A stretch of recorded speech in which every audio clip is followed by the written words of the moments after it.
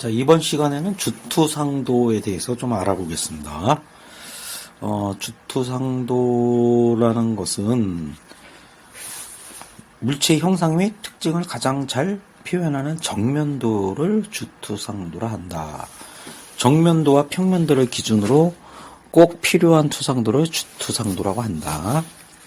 정면도, 배면도, 평면도, 저면도, 우측면도, 좌측면도 이렇게 6개의 주투상도라고 한다. 그래서 이제 물체가 있으면 6개의 면이 있는데 그것을 주투상도 하는데 물체의 형상 및 특징을 가장 잘 표현하는 정면도를 주투상도라고 합니다.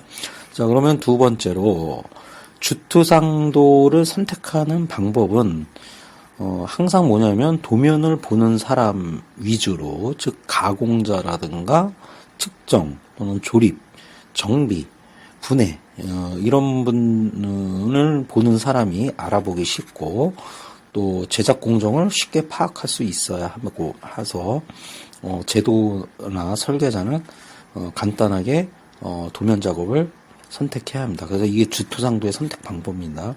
그래서 정면도는 대상물의 모양이나 기능을 가장 뚜렷하게 나타내는 면을 항상 선택해야 한다는 점을 알길 바랍니다. 그 다음에 조립도, 설명도 등 주로 기능을 나타내는 도면에서는 대상물을 사용 상태, 즉 사용 상태로 놓고 표시를 합니다. 그 다음에 부품 가공을 위한 제작 도면에서는 가공할 때 가장 많이 하는 공정에서 대상물을 놓는 상태를 그립니다. 예를 들면 선반 작업 같은 경우는 척에서 물려가지고 바이트가 움직이는데 그때 그 가공 방향에 따라서 작업을, 즉 지름값이 작은 쪽을 오른쪽에 놓는 거고요. 그 다음에 이제 내경 가공도 마찬가지겠죠. 그 다음에 이제 밀링 작업이나 MCT 같은 경우는 바로 세워서 일감을 고정하기 때문에 가공 방법을 고려해서 도면 작업을 놓습니다. 그 다음에 특별한 이유가 없는 경우는 대상물을 옆으로 길게 놓은 상태로 그립니다. 그 다음에 정면도를 보충하는 다른 주투상도는 되도록 작게 하고요. 적게 하고 정면도만을 나타내는 게 충분한 경우 다른 주투상도는 그리지 않는다. 예를 들면 이제 원형으로 된 파이가 들어가는 제품들은 측면도가 필요가 없겠죠. 측면도나 평면도가 그냥 단지 파이로만 해도 충분히 모양의 표현이 가능하다.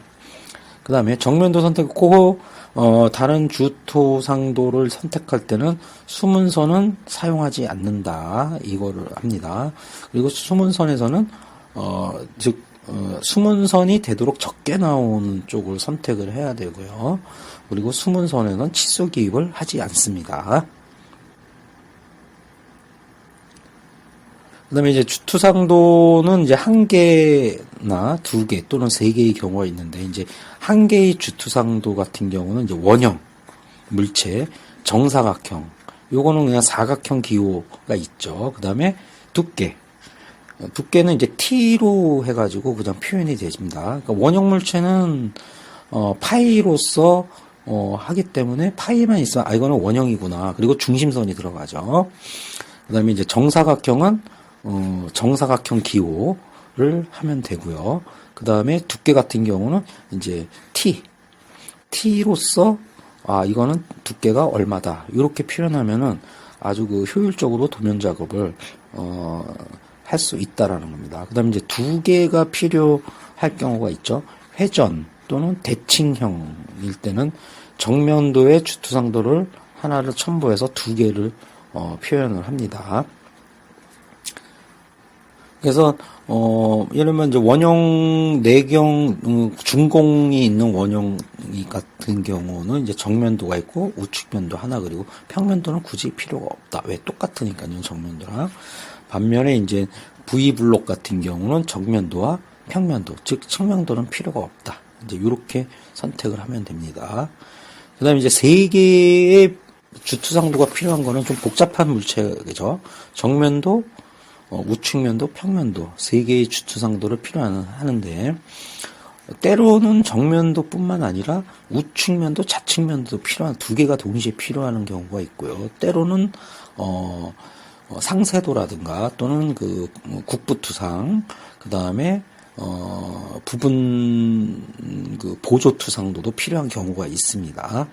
네, 그래서 우리가 이제 주투상도를 선택할 때는 그 형상이 정확하게 다 표현이 될 수 있도록 다 표현을 투상도를 선택을 해서 표현을 해줘야 됩니다. 자, 그래서 이제 정리를 하면 주토상도라는 것은 정면도를 기준으로 꼭 필요한 물체 형상이 뚜렷하게 표현되는 부분을 선택하라. 예. 그다음에 주토 선택 방법은 도면을 보는 사람이 알아보기 쉽도록 선택한답니다. 도면은 누가 보느냐? 가공자, 제작자, 그 다음에 측정, 그 다음에 조립, 분해, 정비, 시공, 이런 분들이 보는 사람들이 알아보기 쉽도록 선택해야 합니다. 그 다음에 두 번째로는 이제 제작 공정을 고려하라. 공정을 고려해서 선반, 밀링, 일대, 하고요. 그 다음에, 사용자가 사용 상태대로 설명도라든가 그런 도면들은 사용 상태대로 표현을 하고요. 그 다음에 제도하는 자가 간단하게 그릴 수 있는 면을 선택한다. 주투상도의 수는 이제 한 개일 경우는 원형 파이로 표현을 하고요. 정사각형은 사각형 기호로 표현하고요. 두께는 thickness T를 통해서 두께를 표현하게 돼 측면도가 필요 없다라는 겁니다. 이제 두 개의 주투상도는 서로 이제 대칭이라든가 회전형 물체 이럴 때 쓰고요. 그다음에 세 개는 이제 복잡한 물체, 즉 세 개, 정면도, 측면도, 평면도, 때로는 정면도, 좌측, 우측을 다 쓸 때도 있습니다. 그래서 이 형상이 표현이 될 때 제대로 다 표현이 되려면 하고 이해하기 쉽게 하기 위해서 주투상도가 필요하다면 다 표현을 하는 게 바람직합니다.